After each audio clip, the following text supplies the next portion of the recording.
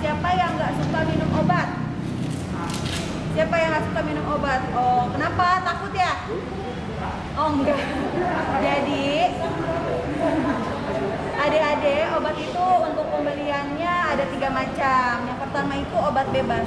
Obat bebas itu obat yang bisa adik-adik beli di toko obat, kemudian di apotek secara bebas. Suka perhatiin nggak? Kalau di obat itu ada logonya. Logo hijau ini tandanya obat bebas. Obat bebas itu obat yang bisa dibeli tanpa resep dokter. Jadi seperti belinya di apotek, kemudian di toko obat pun bisa. Yang kedua, logo yang biru. Ya, ini yaitu obat bebas terbatas. Ini obat yang bisa dibeli tanpa resep dokter juga, tetapi pemakaiannya harus tetap diperhatikan. Ya, yang terakhir obat keras. Obat keras ini lingkaran merah dengan huruf K. Ini obat yang harus dibeli dengan resep dokter. Jadi tidak bisa dibeli tanpa resep dokter ya. Terus untuk penggunaan obat ya. Kalau adik-adik minum obat biasanya yang dilihat apa? Dari kemasannya itu yang dilihat apa? Apa? Keterangan. Kita berobat sama dokter kan di etiketnya tuh ya, bungkusnya itu kan ada keterangannya ya. Yang pertama itu baca aturan pakainya sebelum menggunakan obat. Yang kedua itu gunakan obat sesuai aturan. Sesuai aturan itu yang gimana? Ada yang tahu nggak? Iya betul, aturan pakainya itu yang pertama kita lihat dosisnya dulu. Kalau misalnya keterangannya 3 kali sehari 2 sendok obat, berarti minumnya berapa mili? Ada yang tahu? Enggak ya. Jadi kalau misalnya ada keterangannya sirup ya, untuk obat-obat sirup 3 kali sehari 2 sendok obat, berarti itu sama dengan 10 mili ya, karena 1 sendok obat itu 5 mili. Jadi jangan sampai adik-adik minumnya sampai pakai sendok makan, karena kalau sendok makan itu 15 mili, berarti kan dosisnya kebesaran ya. Kalau misalnya, oh Pak ternyata di rumah nggak ada nih sendok obat, minum obat kayak gitu nggak?